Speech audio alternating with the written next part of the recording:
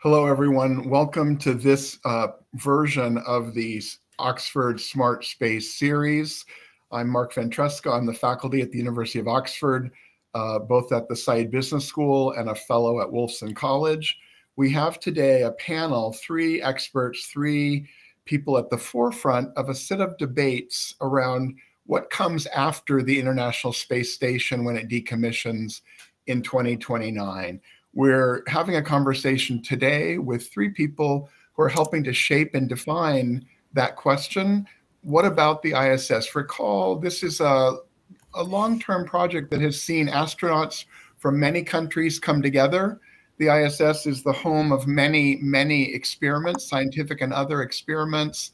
It is a core part of both politics and science and the potential for industrial activity in space. Once that ISS decommissions, we then face a world where right now, several countries, many companies, and many individuals are really vying to produce, develop, and launch the successor space stations. They may well be commercial, they may be hybrid with public sector initiatives, and they may well not be person. They may not have people on them. They may be platforms for energy, for manufacturing in space. So the commercial space stations raise these questions around the future of what many people today talk about, using Mars as a launching point, using and making habitable some kind of human era on Mars and the moon. They are part of a longer term idea that says the reality of using energy from space will require huge, huge infrastructure in space to both mine and convert other sources of solar and other activities to actual energy. They are part of the promise and the mystique and the aspirations. They are also today fundamentally part of the geopolitics, which are remaking the contemporary initiatives in space. I'm very grateful today to have three colleagues who represent those different worlds joining us. I'm going to ask each of them to offer a couple of minutes of brief intro, what they do, who they are, and then we'll open up with a set of questions around, why the current ferment around commercial space stations, what's the possibility there, what's the technology, but more importantly, what are all the complementary assets that are necessary for viable commercial space stations. And then by the end, we'll have a little bit of time to hear from them. What should we all be concerned about? Where should we be thinking and putting intellectual and commercial energy? And then we'll have questions at the end. So please feel to register your questions as we go along. So let me start out with Mary Murphy from Voyager. Mary, how about if you give us a couple of minutes who you are and what you do? Sure, Mark. It's lovely to join you all today to talk about something that's near and dear to my heart, which is space stations and what this means for the future of all of us and the science and research and objectives that we want to do in space. So I'm coming from a company called Voyager Technologies, previously Nanorax. And my background for the last over 10 years has been predominantly for ISS-focused work, so doing research and tech development and other things like that on the ISS specifically. But I've had the honor of doing a lot of international collaboration. The ISS has been kind of a great test bed for a lot of that. And we've been able to do a lot of different things around the globe, including work with European allies, with other folks from around the world, even Japan and China. So we've had a lot of different work that we've done. We're actually just turned over some work for India that's getting ready to launch on the AX4 mission that should hopefully be launching here very soon. So a lot of different research on that. And now we're leaning forward to some of the commercial LEO destination work, including our work with Starlab, looking at kind of one of those possibilities of what's next post-ISS. Mary, thank you very much. It's exciting, your profile and your experiences. I'll mention also Mary is a Kármán pioneer. Kármán Foundation is one of the agencies we partner with, a Berlin-based foundation that identifies some of the most talented early career people in space. And Mary has, as you know, a very rich and fascinating profile. Let me now go to Charity Weeden. Charity, if you just want to say a couple minutes about yourself, that would be super. Sure. Thank you, Mark. And thanks for inviting me to this wonderful conversation with the expert panel in front of you. I have a bit of a broad background both in government, industry, and also non-governmental organization policy work. So broad technology policy. I've worked in space policy for a couple decades. I'm the former NASA Associate Administrator for Technology, Policy, and Strategy. I was the Global VP for Astroscale. It's a non-orbit servicing company dedicated to space sustainability. Did some policy work at the Satellite Industry Association, and also have a 2+ decade career in the Royal Canadian Air Force, conducting both space operations and diplomacy there as well. So kind of well-rounded, and so I will largely lean towards the policy and regulatory aspects of the question of the day, but look forward to the conversation. That's great. Thank you so much, Shirley, for joining us. Exciting to learn from you and have your expertise. And then finally over to David Barnhart, who's coming to, well, Dave, I'll let you say about yourself, but welcome and thank you so much for joining us. David had an amazing background that we had to remove because of the bandwidth of the system, but he's got this brilliant background that embodies his vision and his aspiration. Over to you, David. I appreciate it very much, Mark, and it's wonderful to be here with Charity and Mary. And I find it amusing that you use the word geopolitics and mystique in the same sentence. That was very intriguing. So, as it should be today. yes, as it should be. So, no, I appreciate being here. I've either been lucky enough or unlucky enough to have been bitten by the space bug when I was very, very young and sort of knew exactly what I wanted to do. I have been off and on, didn't realize it, attempting to tilt at windmills to completely shift the culture where things are built on the ground for space, launched, and then thrown away, because that's the current culture. So what I've really been interested in, and I've tackled in a number of different arenas that I've worked at, is how to shift that so that we can actually do post-launch integration, assembly, build, et cetera.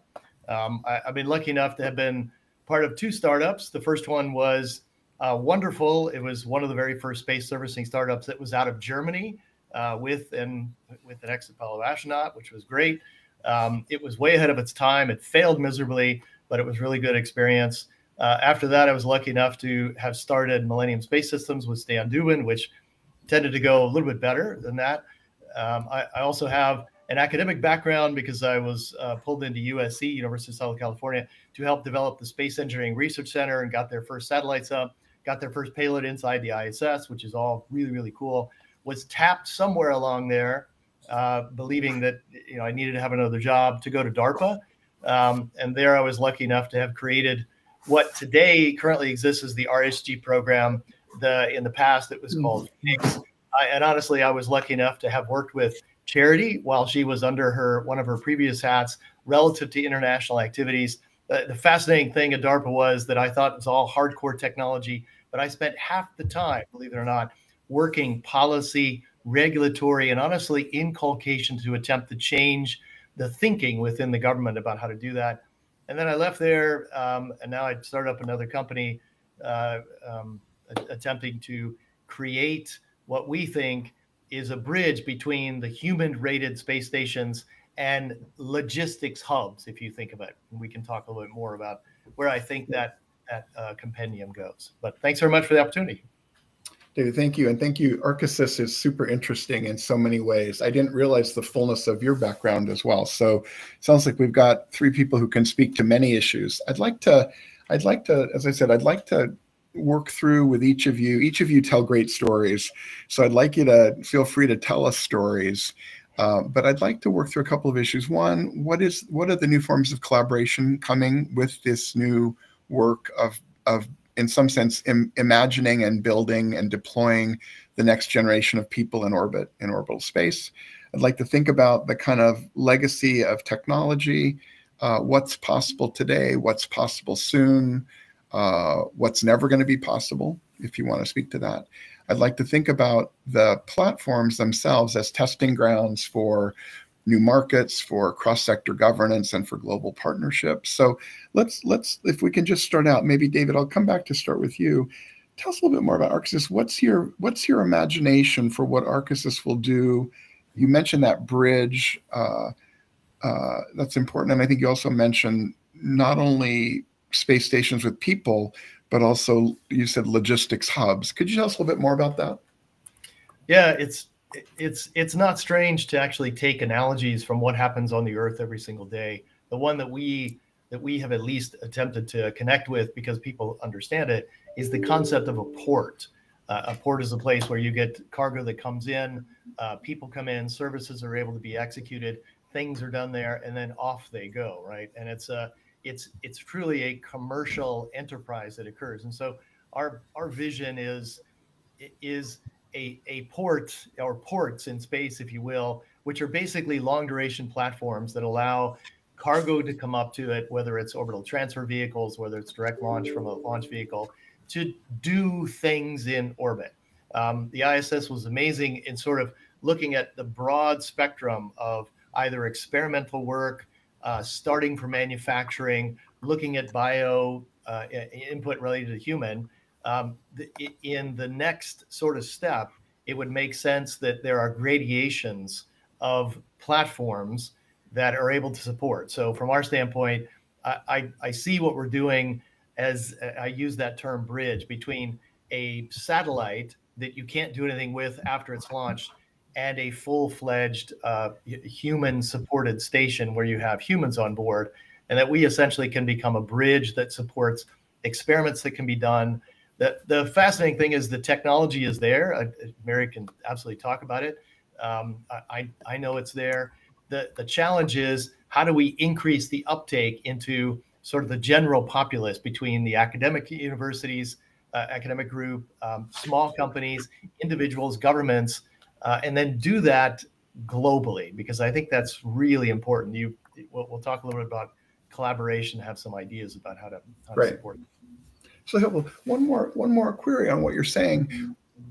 You're confident about the technology, and Mary can speak to that in a minute too. What's the holdup now? You mentioned kind of engaging or enrolling a wide set of actors globally. What's the holdup? What's your sense of the trajectory for Arkisys and for all of us on this call? What's the trajectory, would you say? Yeah, I tend to think that it's a shift in culture, and I use that specifically because, again, the way we build things, if you just take a step back and look at economics, SpaceX is doing an amazing job of creating production level satellites at the lowest cost possible to go up for Starlink. That's great, but they don't last. They're thrown away. How do you change the culture of folks to understand that you can do things on space with the technology, but there has to be a reason to do that? So great. Super interesting. So again, mindset shifts in kind of conventional technologies, but also conventional wisdom about what's going to work. Yeah, really, really helpful. Yeah. Charity, can I bring you in on this? I know you've thought a lot about policy, strategy, and technology, and it sounds like you and David have an earlier working relationship as well. So not about Arkisys per se, although if you want to talk about Arkisys, great, but more, what do you see as the challenges? What do you see as the areas of excitement today? If you were going to be starting a career today, what would you tell your 25-year-old self about where to go? That kind of thing, if you're happy to talk about that. Sure. Well, Dave kind of hit it on the nail that there's a bit of a culture shift going on. And if you remember, like 10 years ago, the large constellations and Planet Labs was starting out as well. We had only known a large constellation to be 66 satellites, right? And here we are in 2025, and the world is really different, and commercial opportunity is different as well in the space community. So, that culture shift, not just for your typical satellite communications, broadband access, remote sensing, launch as well. I would start to call that traditional commercial opportunities. We're now venturing into a brand new world of these larger, more, I would say, higher risk almost commercial opportunities. In risk, I mean that in the way of economic risk. These are a lot more intensive funding-wise. We're learning about the technology. We're learning new regulatory paths to make this work. So I would say with that culture shift comes a lot of opportunities for new roles in companies. Nice. I think, biased here, but policy, government relations teams, and adding that geostrategic layer as well, international experts in relations. I think that is a growing opportunity for those getting into the space game. And then all the lunar activities that are coming online as well. So it's exciting, but also I think about these new ventures, you got to look at them in a data-driven way, in a policy way, an economics way, in a technical way, and now a fourth way I like to think through these large new efforts is in the geostrategic way. And Great. You talk a bit at the top about the diplomatic opportunities here, and I find that's going to be a really interesting question going forward. Yeah. Thank you very much. Really helpful to echo the questions around cultural shift, but also give that real specificity. You have a solid background in regulatory and governmental policy, government commercial relations. What are the 3 or 5 questions or debates or topics you think are going to mark the regulatory engagement with this new generation of large scale, extremely capable, but also risky platforms? What do you see as the debate there? Okay, well, let's go through them all. The baseline of all this will be spectrum. If there's new operations, new capabilities, spectrum allocation has been built on satellite telecom. And so to wedge yourself into that world takes a lot of effort. So number 1, spectrum. Number 2, if it involves humans, the commercial entity really needs to understand what it means to keep those humans safe and what that means for best practices, what they need for enabling regulation, but for that safety oversight as well. So that's step 2. And step 3 is like just the big unknown. The investor community, and just for peace of mind, those using these new services, they want to know that they have a stamp of approval, right? And that nations that have signed the Outer Space Treaty know that the launching state has been, has that oversight and continuing supervision of the activity. So a lot of these new commercial efforts, they don't necessarily have a very clear regulatory path. And I would call on, these commercial space stations as one of those. And then that's the 3rd thing. And then the 4th, never forget, we're now in a congested environment. Access to space is like prevalent. It's a wonderful thing to see, from students to new activities in space. And it's not just leaning on Kepler, just orbiting around and around. We actually have maneuverability. And so you can't necessarily predict what your orbital neighbors are going to be doing from day to day. And so it's going to be really important to have space traffic coordination and space traffic management and some very specific things that all operators in orbit need to be doing to keep space and the environment sustainable. The kind of coordination you're talking about is remarkable and unimaginable. So I think we have colleagues at Oxford on our team who are interested in governance issues and using the Eleanor Ostrom's work on governance of the commons. You've just identified 5 domains, all of which intersect and all of which turn on, you said spectrum, but also navigability of space. So we may come to that a little bit later. It's certainly vivid in the issues, but you identified really clearly these 5 dimensions, and any one of them is a very tough issue. Do you think these will be solved technologically? Will they be solved politically? Will they be solved by some kind of a new coordinated political authority? What's your speculation on how this is going to be accomplished in 3 years, 5 years, 20 years, 50 years? I don't believe there's one single path to success. And that's the fun part of being in the policy world is it's non-deterministic in a way. Like you build a technology. Indeterminacy and a huge, if you like indeterminacy, welcome to your world. Right. Engineering, it either works or doesn't, right? Economics, you either have the money or you don't, right? But policy is a different beast altogether. So I try and put together campaigns that push all the levers up at the same time. And those levers could be best practices, industry best practices, international standards are important here as well. Regulation, where it makes sense, absolutely. national policies and national strategies. What are the values of that nation and how do they want to budget for these sort of capabilities? Legislation, not to be forgotten, like kind of like core legal frameworks, and then the bilateral, multilateral, international community that can build momentum for these new opportunities. And let's remember, space is the province of all humankind, and there's no territorial aspect here. And so we all have to have these conversations in the international community. So pushing against all of these levers up, whatever you can do with whatever you have, in conjunction, in collaboration with your fellow industry members, that can accelerate all of this. Jody, thank you. That's both optimistic and also a pragmatic view of the work to be done. And it sounds like there's plenty of it. Let me come over to Mary. Mary, you've been patient here.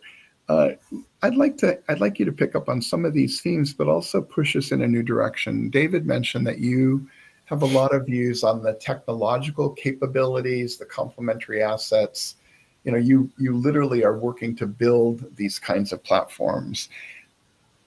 What's interesting there? What are the challenges? What do you want us to think about based on your experiences and your expertise? Sure. Yeah. I mean, I think everybody's had some really good points so far, and it's always fun to be in such an environment with all the people and all the knowledge that we all share collectively. But one of the big things I think David and Charity both kind of touched on is how do you take what we have both in terrestrial analogs and also in space and make those useful for what we want to see in the future. ISS has been a wonderful testbed and has, built on the shoulders of previous efforts, like Skylab and, Mir and all these other opportunities. And so when ISS was being built, it was really just about building a space station and getting a space station and having a space station. And now since we've had that, we've learned a whole lot about what does or doesn't work in terms of, taking those technologies and going, from the shuttle era to today of what is space station. And one of the biggest changes has been utilization. So going from building a test bed in space to using a test bed in space to do all this other work that people want to do. And some of the more interesting things have been the things that people didn't expect once that opportunity was there for people to go do things like having Hilton come through and say, we want to bake a cookie in space. No one's ever baked anything in space. How do we do that? Now we can do that on ISS. So one of the things that we're looking at is post-ISS, what do people need? Because it's not a one-size-fits-all. If you want to do manufacturing in space, what you need out of a space station is very different than if you want to do fundamental science research objectives. So how do we blend that, right? How do we take the different things that people want out of an asset in low Earth orbit and make that possible? And what that might mean is that it's a couple of different things for different people. And that can be a manned station, that can be a standalone asset that is automated. So kind of those different pieces really can be put together. And that's one of the big things that we've been looking at is how do you take what we've learned from ISS and apply it to make sure that we don't have to reinvent the wheel for something that we don't need to, but that we do open the doors for all those opportunities that people want to pursue. Nice. Again, you make a great point. How do we learn from the ISS but not be constrained by it? And also, as Charity and David both said, be able to imagine the alternatives and the new things. Do you have a sense of, in Voyager, in your own experience, in the community, in the wider community, what are the mechanisms to learn in that way? Are they political mechanisms? Are they collaboration based? What do you see as the way to learn from ISS and go forward? I can certainly say that I very much hope it's going to remain collaborative. That is something that the ISS has done, I think, fairly well. Obviously not perfect in every sense of, it's impossible to be perfect, but, it's been a good test bed in terms of working with different people from different places. But how do we keep that going forward, right? It's put us in an interesting position with some of the geopolitics related, on the ground, affecting some of the stuff that we're doing on ISS, of course, factors. But one of the things, at least from our side, that we're focused on is really continuing an international collaboration for what we build in LEO. So that is something that we as a team have been focused on. I know the Starlab team has been very focused on that, as well as Voyager as a whole. But again, it depends on what you're trying to do, right? Certain things are not necessarily beneficial in that collaborative sense, but I think we have a lot to be said for that collaboration, right? A lot of the fundamental pieces of ISS have been built in Italy, in Turin, and a lot of, the structures, the technologies come from across the globe. So really, if we can continue to play together, that's going to give us the best solutions. Super. Thank you very much. All of you have been so generous to share knowledge and expertise. I'm curious to pose to you now this question you've all touched on. What are the interesting new forms of collaboration, if there are some? What are the interesting new forms of collaboration across states, ventures, institutions that are really going to be central to building and operating and sustaining these orbital platforms? In other words, here I'm asking you to speculate. What have you seen? What's exciting? What's challenging? But we have a legacy of collaboration that you've all mentioned in space. Some competition, but also a legacy in the recent period of collaboration. The political underpinnings of that may be falling apart right now for many reasons. But what are the forms of collaboration that you have hope for, that you see as really central to going from these ideas to going to the practices? I'm curious. This is purely speculative, I'm happy to give one input. I tend to think of the execution in terms of a Venn diagram. In the Venn diagram, at the top would be technology to support it. On the right-hand side of the Venn diagram would be the use cases, and there's money that would come in and support of things that Mary's talked about. And then the other one I'll call as interoperability. And in particular, when you mention the word collaboration, there's a number of ways to sort of execute that, or for basically what we're looking at is how do you create a collaborative environment for this completely new domain of doing things in space that unfortunately is under the rubric of all those 5 things that we all have to worry about, the Charity said. One of the areas that I think at least had been that there is a path toward that is a international consortium. So I'll raise it. There's one that's called Confers. It was actually started out of DARPA, but now it's transitioned to completely industry funded, and it includes industries and governments across the world. And that's the intention. The intention is to find a place where maybe the governments aren't necessarily going to work it, but commercial does have a true incentive to collaborate and work together and figure out how do we occupy that use space piece of Venn diagram. And one of the things that conference is looking at, and I hate to bring esoteric things in, but it's the notion of some sort of standards that now can be allow interoperability between different companies, different countries, to be able to connect things in space. And we take for granted now, even the laptop I'm at, I can plug in a USB, boom, it all works, right? That took a long time to get to that point. So from my standpoint, that's sort of one of the cool things that we can be looking at. It's exciting. And what's the name of the consortium you just mentioned? I'm sorry, I didn't hear it. Oh, yeah, sorry. It's Confers, CONFERS. And please don't ask me to say the name, and I'll get shot if I forget it. No. Is that a year old, 3 years old? Is that recent? Is that ongoing? Yeah, no, it's holy crap. 2020?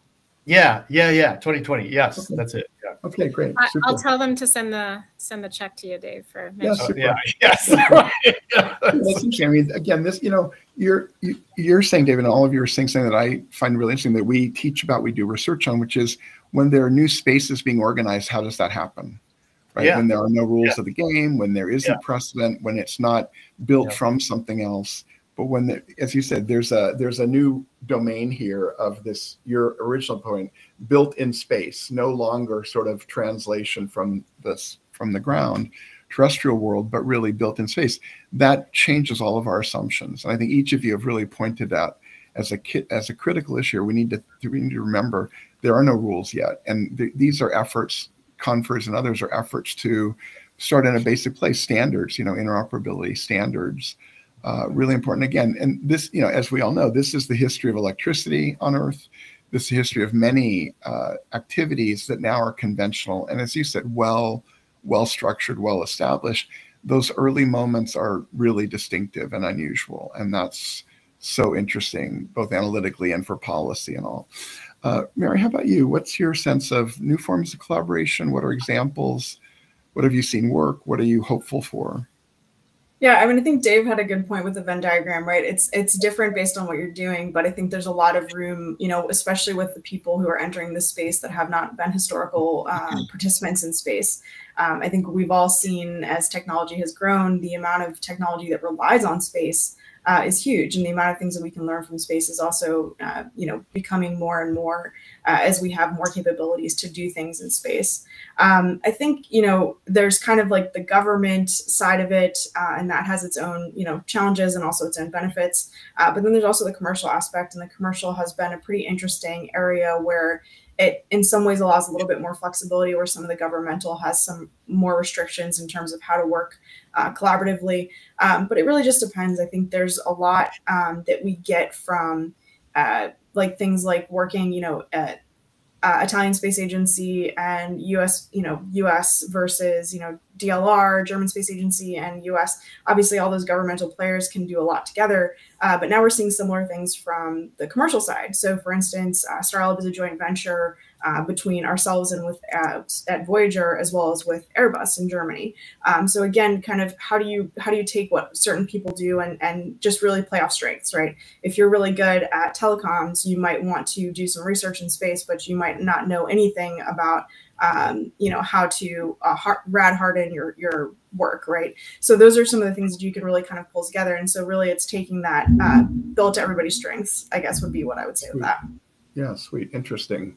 And again, the renewal we've seen in some of our own research, the renewal of many large European companies that are returning to space, active in the 70s and 60s and 70s, then in hiatus, and now something we've called pathways to space.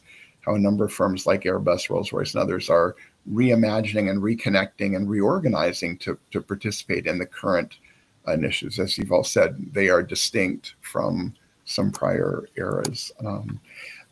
Charity, how about you? Any reaction on forms of collaboration you're excited about, concerns, what's possible? Yeah. I mean, we're talking about commercial space stations, and the key term here is commercial. So I really feel necessity breeds invention for collaboration to close the business case, right? And so, you know, that's looking at non-traditional partners, as Mary was saying. It's looking at, you know, joint ventures, as she was also saying. It's going to require innovation in how we collaborate. That's the first thing that comes to mind is, you know, at the end of the day, the business case needs to close, and industry is quite innovative in finding ways to close that business case. The other thing I think this needs is visionaries. I think, as Dave was mentioning, you know, someone with a vision to keep, you know, the North Star pointed correctly, and motivating industry to keep going. Nice, nice. In your work, you've worked with people from many different countries, from, you know, colleagues in the same domains and other domains from many countries. Today, I think when we talk about spacefaring nations, we have to go beyond Russia, China, the European Union. We talk about India, Japan. Maybe we're going to be talking about a number of other countries as well, both in Africa and in Southeast Asia. That plurality of sources of both political and governmental activity and of talent is interesting. Do you see that showing up in the conversations you have, or are they still mostly focused on the legacy countries and governments that we know? Are you seeing that the new voices coming in at all? And do they bring anything different, you know? Right. I'll say that I hope that traditional manufacturers of large space legacy programs will bring on board emerging space nations. You don't have to know how to create a space station to be a space actor or to bring value to the space community. You could bring, you know, anywhere from artists to research and developers to scientists to, like, there's a whole range of ways you can bring every single nation into this conversation. And because the space community is growing over the past, 2-3 decades, there's ample opportunity. And I think by necessity as well, as these, larger space nations will still continue to fund large space efforts, but there's missed opportunity if you don't think about those emerging space nations or the middle space powers as well. Originate from Canada, contribute the Canada arm and other robotics on the space station, and those niche contributions that both emerging and middle space powers can bring is quite valuable. Great. Yeah, exciting, and really, again, attentive to what you're saying. There's a lot of talk about inclusion, geography, intellectual energy. And I think you're making a case, well, what many people have made the case for, which is space is not only technology or engineers, it's all kinds of skills. And I think this is something that we've all said before, but just to mention for our viewers who may be tuning in for the first time, space is also not a single entity or an industry, it's an economy. And this is back to what Dave was saying about sort of a cultural shift, that we think about space not as launch, rockets going into space, but really reimagine an entire ecosystem of activity, expertise, talent, capabilities. And again, I know many of the space associations, professional associations, have been really clear about saying, yes, we want artists, we want humanists, we want engineers, we want social scientists. We need all those people. So appreciate you mentioning that. We at Oxford have a small project working with a couple of colleagues across the African continent who are interested in the 12 or 14 space agencies going there, the new African Space Agency. In other words, looking at how those countries and now a continent-wide initiative will be both what they'll do, but also how they'll be engaging with the kind of legacy players. So that's something to keep our eyes on. I think we'll be doing a session like this next year on just those issues. So really important. Thank you. I'd like to take a minute. We have about 20 minutes left before some questions. I'm curious, tell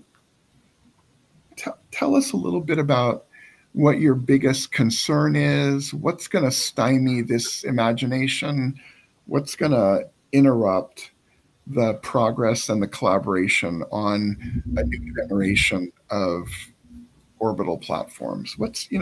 Again, what should we be concerned about? What do you think is worrisome? I'm not trying to be negative. I'm saying, where should our energy go to say it's all great, but what do we have to accomplish to have it happen? Could one of you, if you're willing to do that, could you tell us where your, not hesitations, what your concerns are about mobilizing the enormous amount of person power, finance, expertise, political agility? What's the concern that each of you, I know, think about in your most guarded moments? I think some of it's pretty in the forefront, so I'll happy to start off on this one. I think one of the things that really concerns me, at least like when I'm staying up late in the lab and other things while I'm getting science ready for station, is a gap, right? Like there's this incredible platform that we have in low Earth orbit right now that we really have the opportunity to fully utilize. And if the support for that goes away, we lose a lot of opportunity. We lose a lot of opportunity to take advantage of the resources that are already in place. To Dave's point earlier, we don't want to just go throw something away when we have built this incredible system. So we want to take advantage of it while it's there, and we want to prepare for what's next. So doing that and then trying to ensure that there's not a gap in ability, right? We have capability now with ISS, and there's, ISS is not alone in the sky anymore. We have Tiangong, so we want to make sure that we have opportunities in space, and then building on that, we want to make sure that there's not a gap. We want to have commercial LEO destinations and some of the other opportunities available for folks for research and other utilization, before that is gone. Mm-hmm. How, Mary, thank you very much. How fully do you think let me say policymakers and even scientists, how fully do people appreciate the current ISS? And what can we do in these next couple of years to heighten that awareness so there is that kind of continuity or engagement across what is I would say a perilous time for space in general and a perilous time for that kind of large scale collaboration? It's interesting. I mean, to your point, there's a lot of current questions about politically what's going to happen. But I think one of the interesting things that's from a more positive perspective is demand is at an all-time high. So the amount of stuff that's sitting and waiting for an opportunity to go to ISS is huge. So the backlog of science and other research and tech dev and all kinds of other things is much, much bigger, I think, than any of us imagined, which means I think overall the job's been done pretty well in terms of bringing awareness for what it is and what it can do. But now we gotta execute on that. We gotta deliver and actually finish and do that science so that we can then move on to what's next. So it's an interesting question. I'm not sure. No, no right answer. And Charity, you outlined for us a few minutes ago 5 key dimensions to make this a viable set of activities. You've also been really generous to share some of what you've observed as value creating activities, collaborations. You've also got a strong kind of policy, regulatory policy, government relations point of view. What do you see as the issue that's going to have to be engaged and addressed to go forward in the way that we're all optimistically saying? Yeah, I tend to be optimistic with the rest of you in that if there is a list of risks, the risk of a gap, the risk of a space debris event, the risk of not getting spectrum, that is a good list to have to go work on in the policy and government relations world, right? It's the unknown unknowns, the things around the corner you can't anticipate, which should all bring us worry and make us awake at night. So back to the things that I mentioned before, there are things being done about the threat of debris, but commercial destinations need to understand what the norms are, what best practices are, how they can shield all these things, do everything they can to minimize that risk. I guess we all need to be concerned about confidence that, the funding will be there, confidence that customers will be there, confidence that there's safety on these space stations. And so just building up that confidence, and that sometimes brings the necessity for, like I said, regulation and policies. There's also difficulty in some unknown legal matters and also ethical matters. We haven't even discussed this.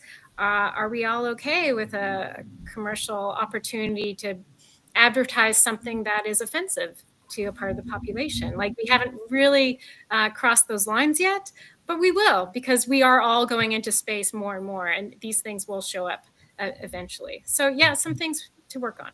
Yeah, thank you. Agreed with the clarity of your response. One of our other our faculty colleagues, Bob Eberhardt, who is now at University of San Diego, has lately written and has been talking a lot about his view, which is 50 years ago, many things happened on much smaller budgets, and we're now struggling to make those things happen 50 years later. And what happened to the confidence? What happened to the energy, the ebullience? What happened to that sense of possibility that's still alive, but has yet to, his critique is mostly around the way his launch has been handled, but his interest is in saying, where is that energy and confidence today? As you're saying, that may be the place of vulnerability.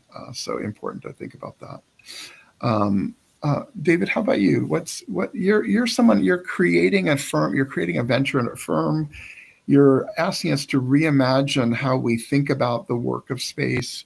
You're asking us to let go of assumptions that have stabilized us for many, many decades. And you're doing that all with the promise of a kind of I'll call it a Lego-like combinatorial platform built out of modular elements. So that's a pretty ambitious take. What's your not concern, what do you see as the critical path to make the Arkisys vision present, doable? Sure. No, I appreciate that. I think there's several layers, sort of what Charity was talking about. The first one, and part of the reason that a standards organization had been set up, is to attempt to mitigate the lack of confidence that may occur when there's an event. I'm not even going to say if, I'm going to say when. In every environment where you have folks that are coming together, whether it's on the air, land, or sea, there's going to be an impact. There's going to be something that happens. So we should be prepared for that. As Charity said, we have to also worry about debris. So we're looking at that. but in all honesty, the thing that I worry about both as a commercial company is that if an event occurs, then there'll be a shift in geopolitics, especially in nationality relative to regulations, which suppresses the ability for, at least in the US, our ability to go forward. On the other hand, from a business standpoint, you asked the question, how do we get people to adopt this crazy idea that you can send stuff up, connect it, and boom, now you can create something new? That translates into, believe it or not, something as esoteric as an interface, which doesn't exist. Correctly, there are dozens and dozens of companies that are trying to create the interface. There is no one standard. So from my standpoint, as an example, the ISS has at least a dozen. Voyager and Axiom are all looking at what's the best way to connect things in. For servicing platforms and servicing companies, there are a dozen, if not 24 companies that want to make these things that connect. What's really interesting is our platform, we started out, we did a survey and said, okay, well, we think there's 2 that will follow. As of today, there's at least 20 different companies. And so now I have to make the decision, do we put on as many different company interfaces to be interoperable with as many different countries that are out there in order for us to be competitive? Because adoption translates to competition, which eventually that's what we want to get to. So that's one is the geopolitics side, to make sure that we don't spook everybody when things happen and when the industry really has a handle on it. And the other side is really it's a technology play relative to how do we make it easy to accept and connect things in orbit, which would benefit then every one of these potential station activities. Interesting. Yeah, very, very, very real, very real. Let me do this. We have a number of comments in the chat and a couple of questions as well. Edo, if you want to come in and help us with some of the questions, and others who are making comments, if you want to pose a question, that would be great. So I'll tell you, we're going to take about 10 minutes for that. And then I'll ask each of you to make a final takeaway statement at that point. So yeah, we have one question, 2 questions now. And can you read it out to us, Edo, or can you tell us what it is?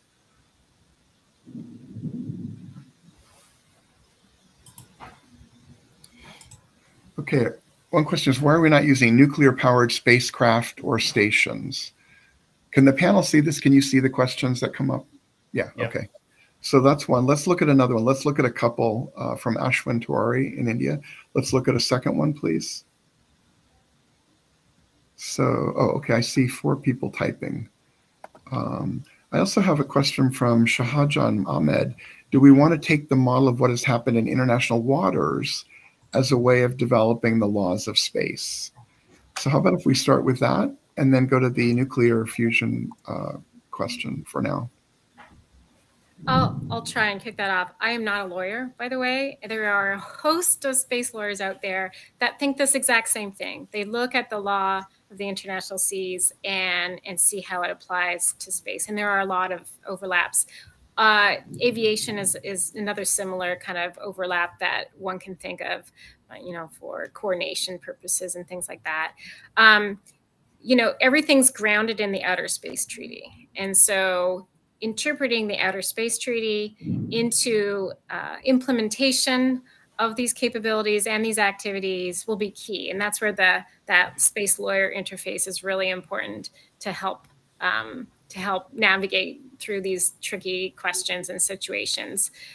Beyond the Outer Space Treaty, there are not really a lot of firm must-dos out there. Like there are some international regulation on spectrum, of course. There's other treaties from the UN for liability, for example. But in this day and age, new treaties are very difficult to get up and going. And so we rely on standards. We rely on best practices. We rely on collaboration and conversations so we know we're all going in the same direction.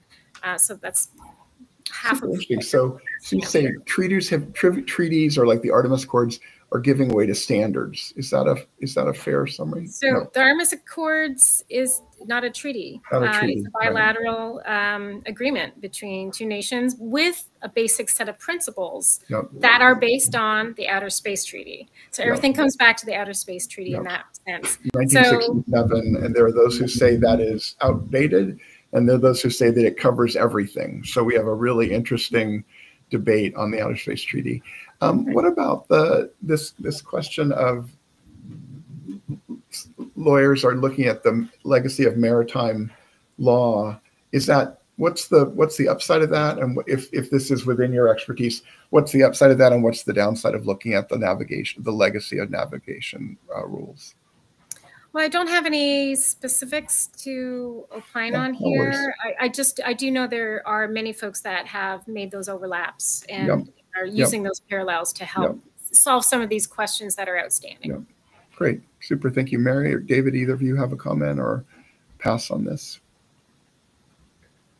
No, it was interesting when I was at DARPA and the program I put together, there was all of these discussions that occurred, right? Yeah, and, they're very common, and they have to do. There's a bunch of things around deep sea mining, which are also relevant, and around new kinds of resources as the Arctic melts and the waterways above Canada and Russia open up. I mean, there's a series of interesting contentions on these extreme environments and what to do about that. Yeah, absolutely. The other question, I think that Ashwin from India said, what about nuclear powered? We have nuclear powered submarines, we have nuclear powered ships, we have nuclear powered plants for energy. Why not nuclear powered spacecraft? Anyone want to take that on? I think part of the challenge to date has been the fear, honestly, of the environmental potential impact of an engagement that occurs in space that would release that. I do know that now DARPA is looking at it. There's other companies that are looking at it. Personally, I'd love to get rid of solar arrays. I would love to have a little nuclear power on board our port module. I actually think it's coming. It's going to take some time, but it's coming. I do believe it's on its way. I'll just add there's an economic element here as well. The tech development for these sort of systems are really intensive capital and take a long time. And then there's the ongoing question of how do you source the fuel and where do you get it from and how do you protect it? And so, as I said at the top, there's policy, economic, and technical questions to everything, including this one. Interesting. Yeah, very good. Thank you. Thank you very much. A couple more questions. One from our colleague Eduardo Mancini. How is the current geopolitical landscape impacting the funding and appetite of investors toward commercial space stations? Something we've been addressing kind of indirectly today, but a concrete question, how do you see geopolitics impacting investment in the space stations? And a second question, how will space sustainability impact or support commercial and institutional ambitions for the space stations, from Pranil Mahir? So one on geopolitics and the impact on investment, the other on navigational issues. I think you mentioned, Charity, the density of near collisions and collisions in a low Earth orbit littered with pieces of old and dead satellites. How will space sustainability impact or support commercial and institutional ambitions? So both of those are open for any of you to speak to. I mean, I guess I'll take just a little bit on the commercial aspect. I think the appetite is high. I think a lot of people see the need to be and have access to space as an important aspect of a lot of different things in their portfolios. And so I think that's driving an appetite for people to have both better awareness and also participation in space.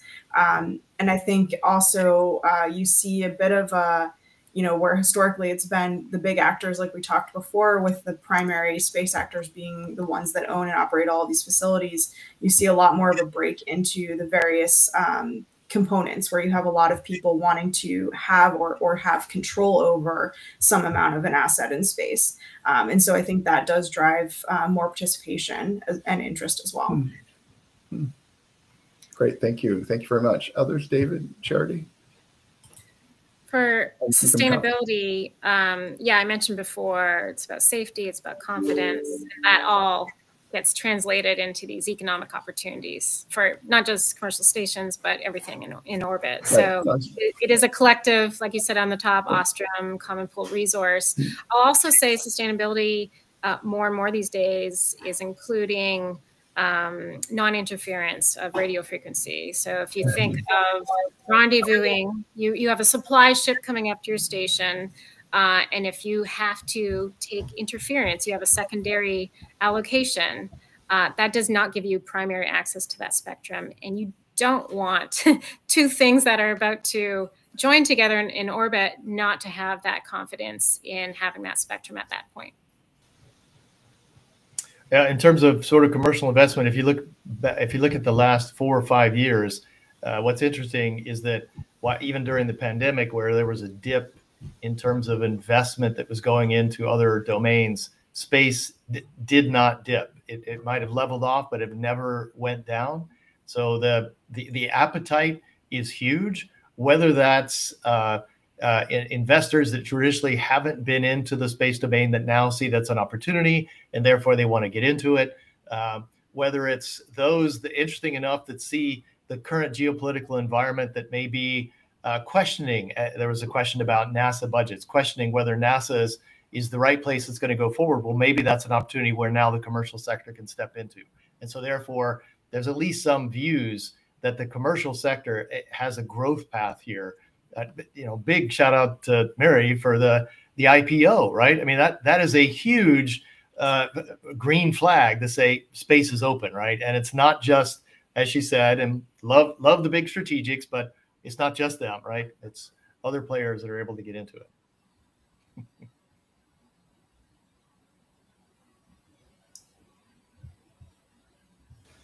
Okay, that's great. So a shout out to Voyager. Yeah, exactly. Shout out to Mary, the person and the icon. Yeah, great. Okay, I think that one of the last questions from Edo also was, our current NASA budget cuts, what's their impact on the taste and interest in scientists? How are those changing the possible demand signals to serve science research? You've all sort of spoken to that. Anyone want to make a quick, direct answer? NASA budget is, in the current American or US regime, is changing. The priorities are changing and the concentrations of allocation are changing. Anybody want to make a brief comment on that issue? And David, I know you just mentioned NASA, so. Yeah, I was gonna say I don't want to jump in. Charity might have something more specific, but I think from my perspective, I think it's really sort of like we've all talked through before on the call, is more of a shift, right? You're seeing a lot of it go more on the commercial side of things, and so you're looking at opportunities where the government funding, the historical big dollar value government funding for a lot of the science is potentially going to not be as big a number as we've seen historically. But it does leave a lot of opportunity from the commercial sector to come and step forward and provide funding for that type of research, because the fundamental research still has a lot of potential dollar value in terms of, what it can bring to the table. So I think that's really kind of what I see as more of a shift versus, going away. I think, yes, it's unfortunate, but I think that you'll see some other people stepping in on that. Thank you, Mary. Thank you. Yeah. Anyone else? Yeah, and I see the same thing. And again, this is relative to a different levels of what we consider to be stations or long duration platforms. So if you look at the ISS and things that might go away from that, there's a lot of experimental work that was done on a rack. You just put it in, right? Those kinds of things that don't necessarily need human intervention or human manipulation could easily be translated down into, as an example, a long duration platform or what we're putting together. So that I honestly think that while it's miserable to watch, in all honesty, it potentially provides opportunities to grow the capabilities that the ISS had demonstrated into these other domains, into those commercial activities that could eventually take it over and grow, right? That's the point, is how do you then make it even bigger? Very good. Thank you. Let me wrap up here. I'm going to ask each of you to give us a keyword or a phrase as a takeaway. And while you think about that, I'm going to say thank you to each of you. Extraordinary to have your expertise and talent all together. I want to say a shout out to our team at Saïd Business School. who make all this possible in so many ways. Really appreciate that. I also want to call out colleagues like Laura Edwards and Michele Scatolini, Mehdi Montag, who's a postdoc with us, and a number of other of our colleagues. This is a collective production. It's collective action. And so let me turn over to the panel again for a keyword, a phrase. What do you want us to walk away with? Let me start with David, and then Mary, and then Charity. Yeah, I would say the word is education. If you really want to make a culture shift, if you want to change things, you have to educate the larger group of folks as to why is that culture shift appropriate, what is useful about it. I'll also, salute you in your current position, Mark, relative to educating the next generation. What's really fascinating is that, as far as I know, there are no courses as of yet about space servicing. There are normal courses about all the normal space things, right? But when you ask students, okay, I want to connect two things in orbit, they're like, wow, okay, we weren't taught that, right? So one way to start this process for culture shift is to really go into the next generation and educate. So timely words. Thank you. Mary, how about you? I think David's is perfect, but I think from my perspective, I'd say collaboration. I think it's been key in everything that we've talked about here today. Is really that's going to drive the innovation and what we can do in the future is collaboration and being open-minded and having the thought to go and talk to other people with different points of view and really figure out what's going to be a good option for both you and for your neighbor and for people across the globe. So I think that's for me would be collaboration. Great. Thank you very much, Mary. Charity? I would say we stand on the shoulders of giants. When you're in the middle of something big like this, it seems like it's going at a snail's pace and that it's too complicated and there's too many things to get over. And then you fast forward 5 or 10 years and you look back and like, wow, all those people today, 10 years ago, 20 years ago when the ISS was brand new, we were all making that pathway to the future. And I'm excited about the future. Great. Thank you. Thank you all so much. So we'll bring this to a close. Thank you each for your time. I think we'll end the video right now, and then there'll be 2 minutes of debrief for us with the team at Saïd. So thank you, everyone. As our friends in the sign language community use, we do thank you very much. It's been great. Thank you.